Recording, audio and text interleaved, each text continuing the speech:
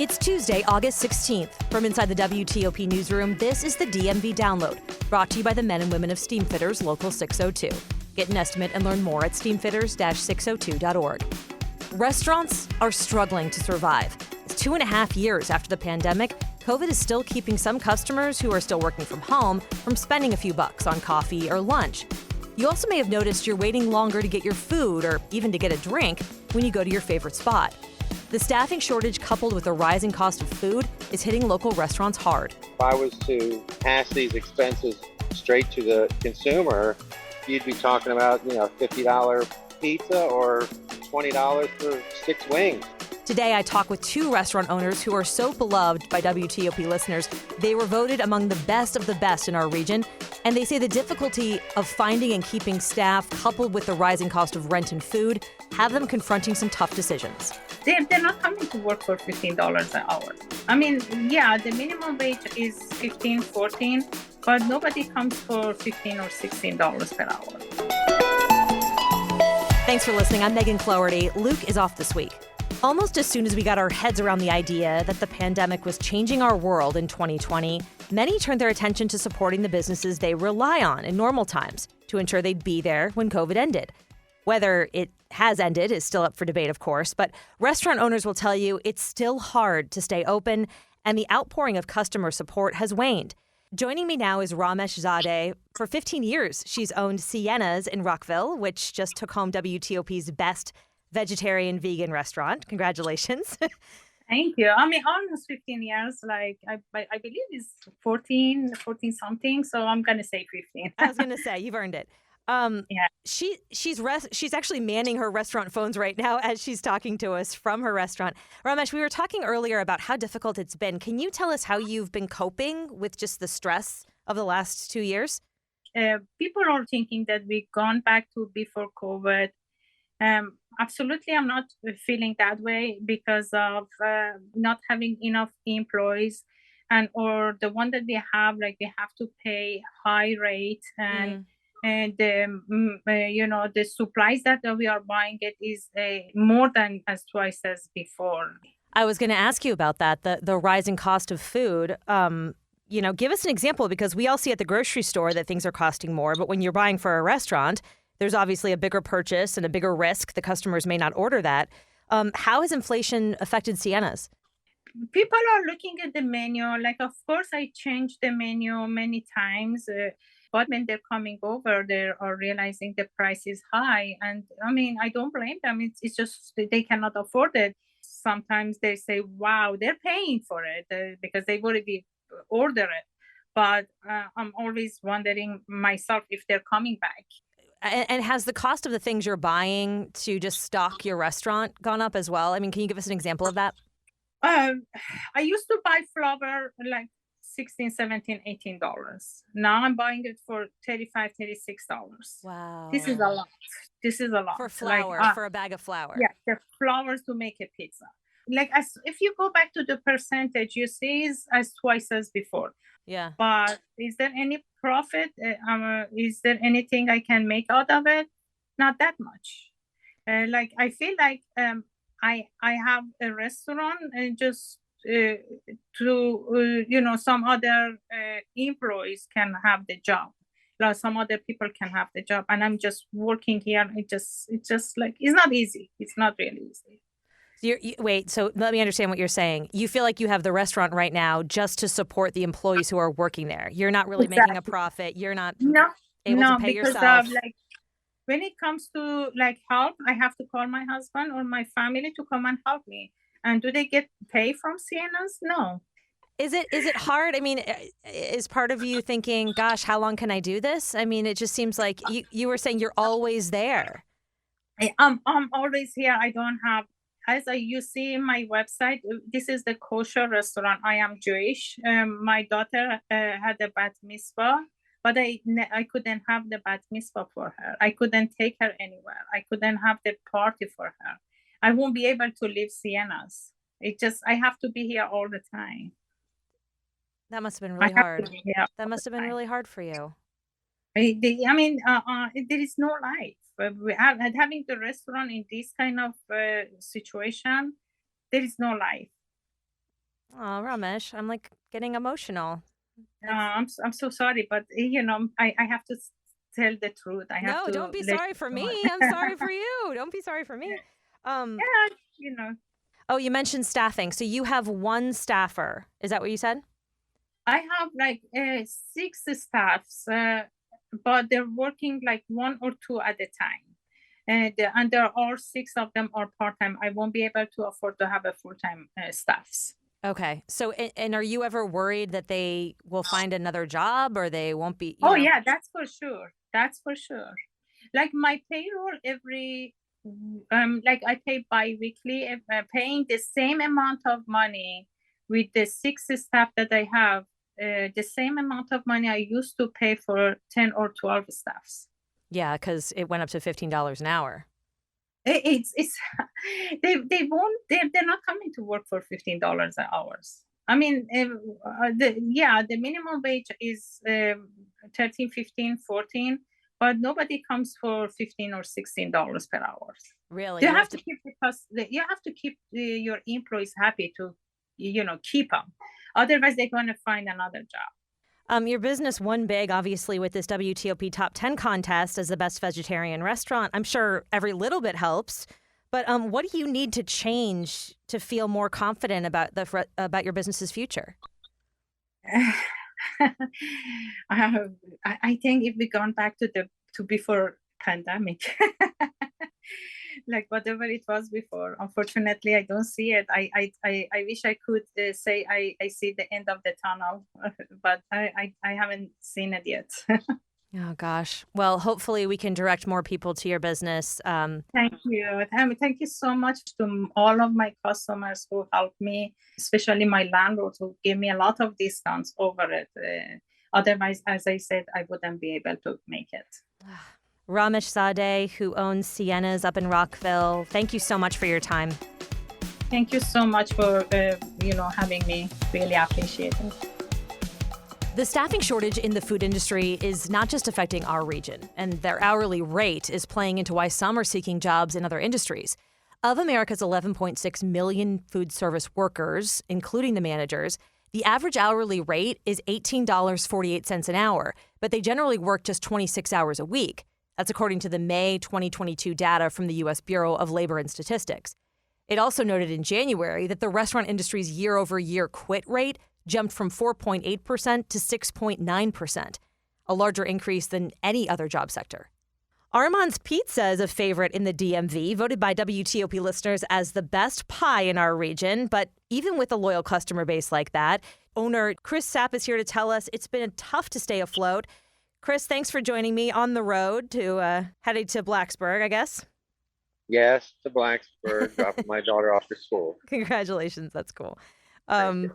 So, it kind of hit the headlines here in the last week or so that a lot of well-known places around our region are closing. Green Hat Distillery, Bad Saint, Three Stars Brewing in D.C., just to name a few. I mean, clearly you can't speak for their businesses, but does it surprise you as the owner of a restaurant that we're seeing a spate of restaurants go under now? No, it doesn't surprise me because I've seen some long-term restaurants in my area. One right up the street is getting ready to close next month. Even though they lasted this long? Well, I think the ones that did last through COVID have other issues now with inflation and food costs and customers not coming in to dine in the restaurants is taking a big hit on the revenue. Yeah. Do you think that, I mean, in the beginning of COVID, it seemed like a lot of people were taking that extra step to maybe dine out more outside or get takeout from their favorite restaurants. Are you seeing sort of that overwhelming support wane at this point? Yeah, I think in the beginning of COVID and even, throughout most of it, a lot of the small businesses or independent owned businesses got a lot of support.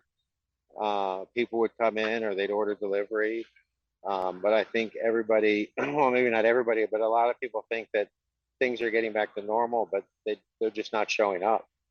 And what does that mean for Armands as far as how you stay afloat? I mean, if nobody's coming, how? How are you still in business?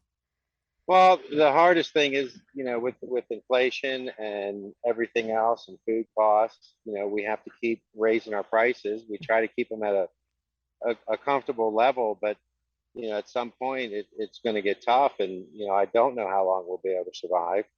Um, but because price increase is not always the answer. Right. With chicken, it's up like $2 a pound. Wings have almost doubled in price. And if I was to, pass these expenses straight to the consumer, you'd be talking about, $50 pizza or, $20 for 6 wings, which is just, it's something you can't do because people just won't buy it. So, Hmm. you have to just keep pushing forward, and the restaurant just won't make any money. Prices just keep going up. I spoke with another restaurant owner, and she said that she can't even, I mean, like, to keep someone working for her, she has to pay more than the minimum wage. Are you finding the same?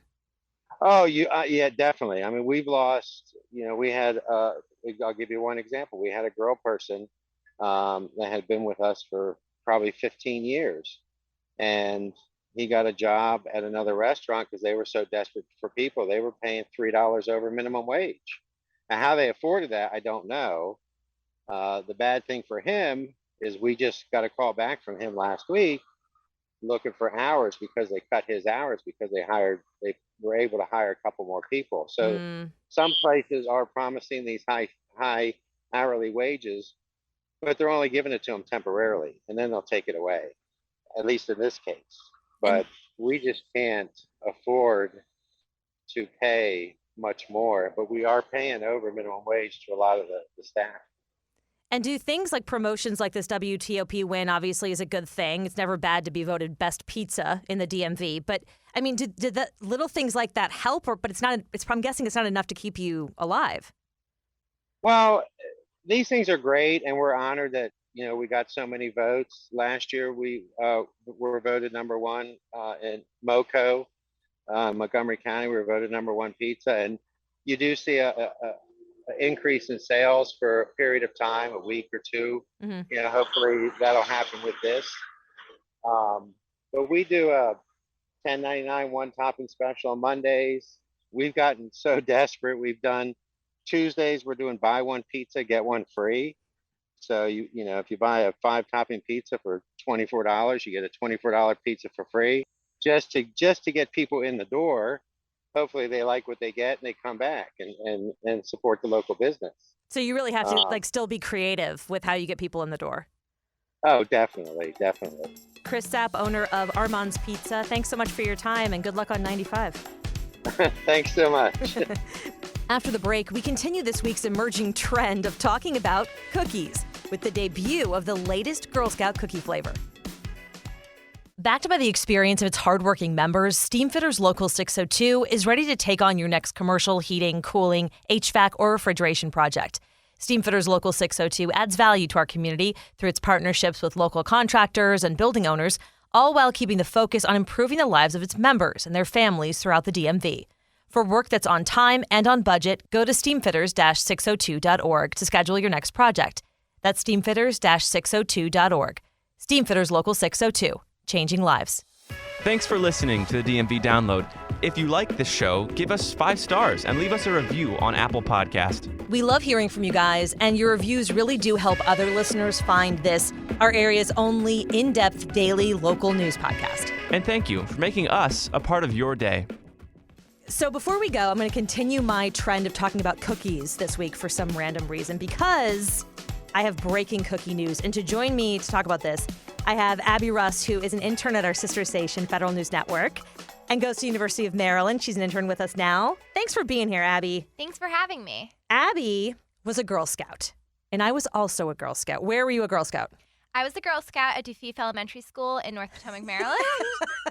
That's very specific. I like it. Okay. And did you get to Girl Scout status, or are you just a brownie? Not just a brownie. I was a daisy and a brownie, so I did it for like 7 years. That's pretty good. That's pretty good. I think I made it to Girls. I'm trying to remember. I had a green uniform, so I did make it to Girl Scouts. I also had the green uniform. There you go. Actually. I liked the sash as well. Yes, with a little. Anyway, I'm getting around to the fact that there's a new Girl Scout cookie, and they debuted it today. I guess, as you remember, Abby, you don't sell cookies until like the spring.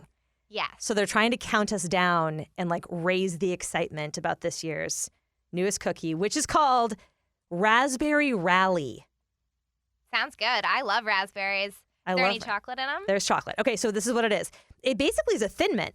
Inspired by Thin Mints, apparently. It's a thin, crispy, raspberry flavor, little, crisp cookie dipped in chocolate coating. Wow, that is definitely something I'm going to have to try. I feel like I mentioned it to 3 or 4 people in the newsroom, and every woman was like, oh, that sounds amazing. What's I don't know better what it is, but... than chocolate and raspberries? No, there's nothing better. I know. I'm very excited. I guess last year, the new cookie was called Adventurefuls. I don't know. It used to just be like the classic... Samoas, Thin Mints. Yeah. Well, I feel like Samoa's is still my favorite. What's your favorite? I'm partial to Thin Mints. Yeah. I mean, those are the popular flavors. You can never be friends with a trefoil person, you know? Can't trust them. You just can't. That can't be your number one flavor.